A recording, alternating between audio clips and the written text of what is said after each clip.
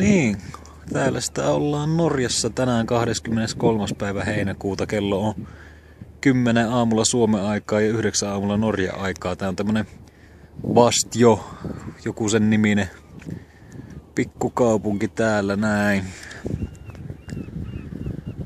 On taloja suht paljonkin ja tämmönen pikkukaupungin näköinen paikka. Tuotantolaitoksia ja tehtaitakin tuolla on ja tässä sitä sitten ollaan Jäämeren rannalla ihan. Merta riittää, merta, ja sitten tuolla joku paatti siellä on vesillä menossa nytte. Kyllä on kauniit maisemat täällä. Täällä on kaudista nyt tästä kukkulalta. Kuvailee näitä kauniita maisemia tuonne.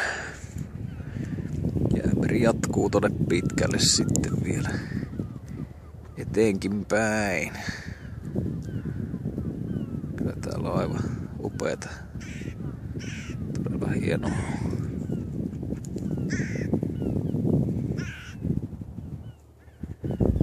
Kyllä vaan.